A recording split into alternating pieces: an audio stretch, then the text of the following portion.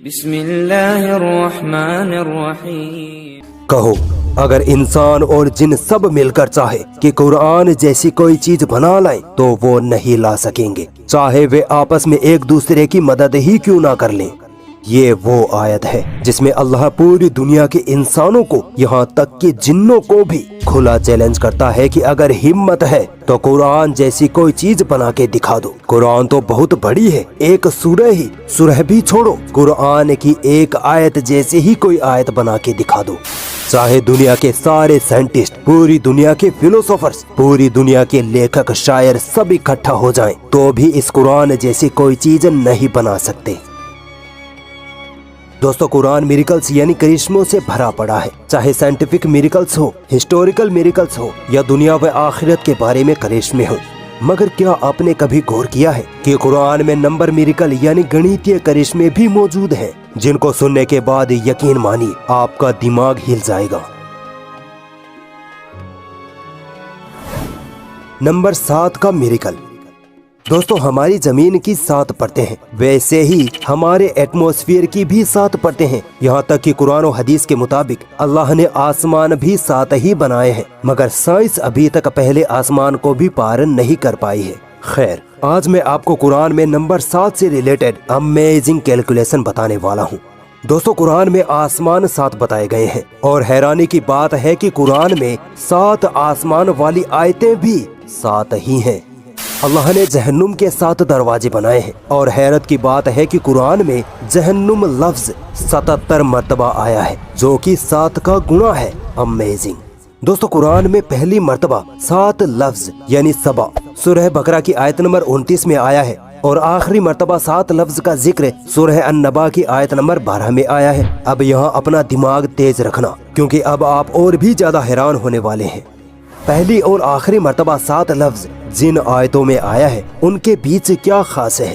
غور کریں گے تو پائیں گے کہ پہلی اور آخری مرتبہ 7 لفظ جن سورہ میں آیا ہے یعنی سورہ بقرہ اور سورہ نبا، ان دونوں سورہ کے ساتھ ان کے بیچ میں بھی ٹوٹل 77 سورہ ہے جو کہ 7 کا سیدھا گنا ہے۔ سبحان اللہ۔ تو تم اپنے رب کی کن کن نشانیوں کو جھٹلاؤ گے؟ ابھی آگے اور دیکھیے، جس آیت میں 7 لفظ پہلی مرتبہ ذکر ہوا اس آیت سے آخری مرتبہ 7 لفظ کا ذکر والی آیت تک ٹوٹل 5649 آیتیں ہیں۔ امیزنگلی یہ نمبر بھی 7 کا گنا ہے۔ 7 لفظ پہلی بار سورہ بقرہ میں اور آخری بار سورہ نبا میں آیا۔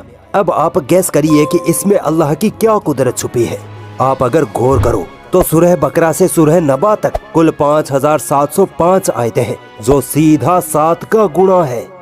پہلی مرتبہ جس آیت میں 7 لفظ کا ذکر آیا اس سے پہلے ٹوٹل 35 آیتیں ہیں، 7 سورہ فاتحہ کی اور 28 سورہ بقرہ کی۔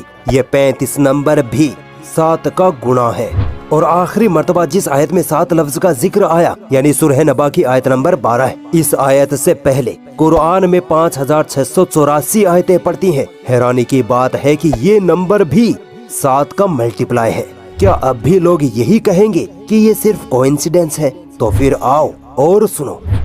قرآن میں آدمی لفظ 24 بار آیا ہے تو وہی عورت لفظ بھی 24 بار ہی آیا ہے۔ دنیا لفظ 115 بار تو آخرت لفظ بھی 115 بار۔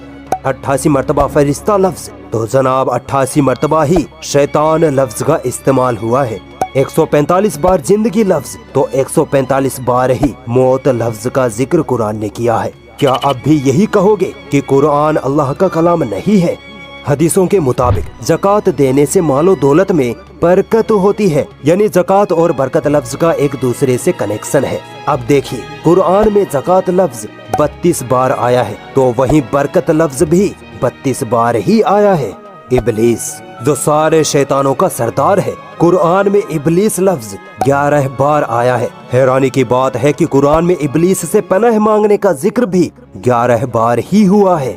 دوستو، ہم پر جب کوئی مصیبت آتی ہے اور جب اللہ تعالیٰ اس مصیبت کو ہم پر سے ٹال دیتا ہے تو ہم اللہ کا شکر ادا کرتے ہیں، ہے نا؟ اب دیکھیے، قرآن میں مصیبت لفظ 75 مرتبہ آیا ہے تو شکر لفظ بھی 75 مرتبہ ہی ذکر ہوا ہے۔ کیا کوئی انسان اتنی بڑی کتاب میں اتنے امیزنگ نیومیریکل کیلکولیشن کر سکتا ہے، وہ بھی 1400 سال پہلے؟ اگر اب بھی کوئی ڈاؤٹ ہے تو آؤ اور آگے لے چلتا ہوں۔ एक साल में कितने महीने होते हैं? 12। और 12 महीनों में दिन कितने होते हैं? 365। ठीक है, अब आइए कुरान मजीद की तरफ। कुरान में महीने लफ्ज का जिक्र एग्जैक्ट 12 बार आया है और दिन लफ्ज का जिक्र एग्जैक्ट 365 बार आया है। जितने महीने उतनी बार जिक्र, जितने दिन उतनी बार जिक्र। अल्लाह की इस गणितीय कुदरत में एक साइंटिफिक फैक्ट भी छुपा है। साइंस कहती है कि ये 12 महीने और महीनों में 365 दिन का होना दरअसल धरती का सूरज के गिर्द चक्कर लगाने से होता है। यानी धरती सूरज का एक चक्कर लगाने में 12 महीने या 365 दिन लेती है। अब गौर करिए कि अल्लाह ने कुरान में महीने लफ्ज का जिक्र 12 बार और दिन लफ्ज का जिक्र एग्जैक्ट 365 बार करके ये बताया है कि पृथ्वी सूरज के चक्कर लगाती है। सुभान अल्लाह। सोचो, अल्लाह ने ये बात 1400 साल पहले ही कुरान में लिख दी थी, जब साइंस का कुछ अता पता भी नहीं था। तो बताओ तुम अपने रब की किन किन निशानियों को झुटलाओगे? मुझे पता है इनकार करने वाले लोग अब भी यही कहेंगे कि कुरान अल्लाह का कलाम नहीं है। तो चलो एक और अमेजिंग न्यूमेरिकल मिरेकल आपके सामने रखता हूँ, इसको जरा झुटला के दिखाओ। दोस्तों, कुरान में समुद्र लफ्ज 32 मर्तबा आया है और जमीन लफ्ज 13 बार आया है। आप सोच रहे होंगे कि ये तो कोई मेल नहीं बैठा है ना, लेकिन अगर आप इन दोनों नंबरों को जोड़ दें यानी 32 + 13 तो बनते हैं 45। अब भी कोई मेल नहीं बैठ रहा। सुनिए, साइंस कहती है कि हमारी पृथ्वी का 71.1% हिस्सा पानी यानी समुद्र है, जबकि 28.8% हिस्सा जमीन से घिरा है। अब आओ कुरान में दिए गए समुद्र और जमीन लफ्ज की परसेंटेज कैलकुलेशन करते हैं। दोनों नंबरों को जोड़ने पर बनते हैं 45। ठीक है, समुद्र का प्रतिशत निकालते हैं। 32/45 × 100 निकलता है 71.1% और जमीन का प्रतिशत निकालते हैं तो 13/45 × 100 आता है 28.8%।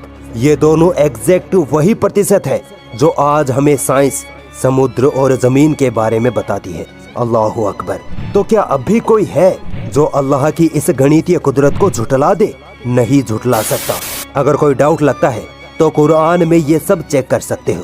पूरी दुनिया इस कुरान में गलतियां ढूंढने में लगी पड़ी है, मगर आज तक एक जर्रा बराबर भी गलती इस कुरान में नहीं ढूंढ पाई, क्योंकि ये किताब उस वहदहू ला शरीक की तरफ से है जिसने इस दुनिया को थाम रखा है, जिसने इंसानों, जिन्नों, जानवरों, पहाड़ों, समुद्रों, हवाओं सबको पैदा किया। वही हर शह को कंट्रोल करने वाला है। वही जिसकी तरफ हमें लौट कर जाना है, वही अल्लाह है।